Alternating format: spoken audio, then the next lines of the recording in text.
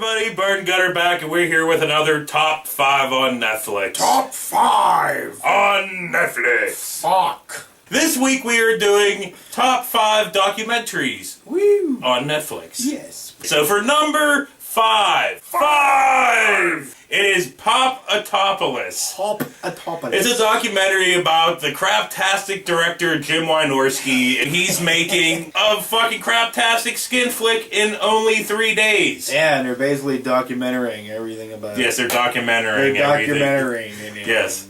But I mean, it's a pretty good documentary. Big-titted women's and... It was a lot. And, you know, just... And then Wynorski bad just running acting around and going, no! God, I hate it! I hate it! That's stupid! No! Yeah, basically. I'm like, oh, whatever. But it is a pretty good documentary if you want to see how these, like, the movie that they were making was The Witches of Breastwick. And I will not badmouth Jim Wynorski because I quite enjoy them titties that are in his films. Yes, I quite enjoy his bad films. Yeah, so thank you, Jim. You have fans here. So moving on to number 4.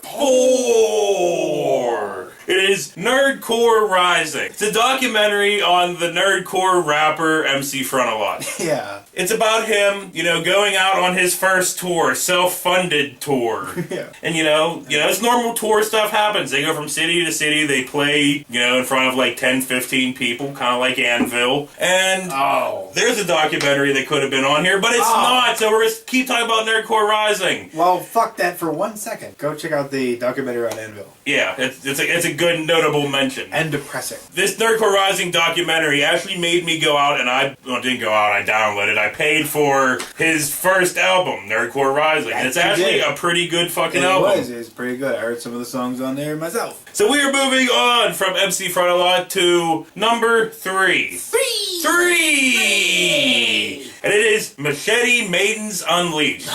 It's a documentary about these exploitation films, like these women in prison films. There's all kinds of exploitation films filmed in the Philippines. Yeah, like you know, in the 70s. Type film. Yeah, Pam Grier type film. Running around. You know, it has Roger Corman in it, and it just talks about them making these movies in the Philippines all super fucking cheap, and they're all super craptastic, but we love them all. I was quite disappointed because they didn't mention Philippine fisting. But they did mention that movie, though. They did, though. But not. I think they even showed that scene, but they did not use the term Philippine fisting. Well, they should have. And that's all for that, you know? What can we say? A documentary that has Pam Grier and Sid Haig in it, you know we're gonna fucking love it. Pretty much. Some titties are there. So, moving on to number 2.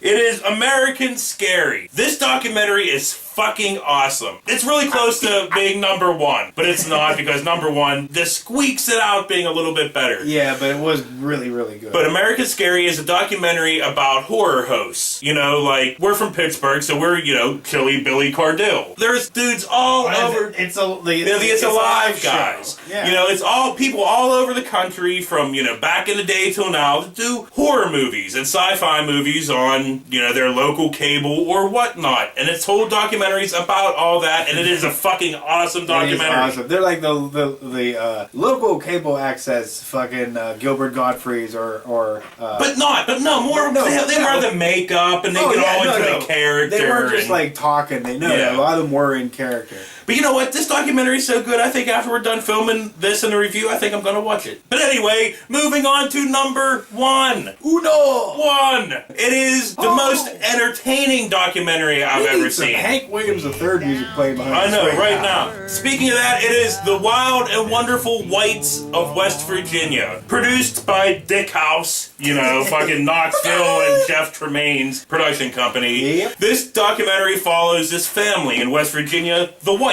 They're pretty fucked up, but they're fucking awesome. They're awesome. Yeah, you know, they're awesomely fucked. They're all on disability. They're all hardcore rednecks. They're all selling and doing drugs and losing their babies to the government. You know, I love that shit. And it's all, you know, the main person in the family that's still alive is, surprisingly, Jesco White. Jesco, dude. Jesco was a famous, what they call it, like mountain tap dancing dude or something. Yeah, kind of like, yeah. Well, his dad was. And so was he. But his whole family was killed in fucked up ways. And it's just a fucked up documentary. It's fucking awesome, though. Hank Williams III comes in and plays songs. And like parts of the documentary, you will cringe and go, whoa, Jesus. Like at the end, it's not giving anything away, but they have like the young kids of the family in this playground, and they're all swearing like, fuck!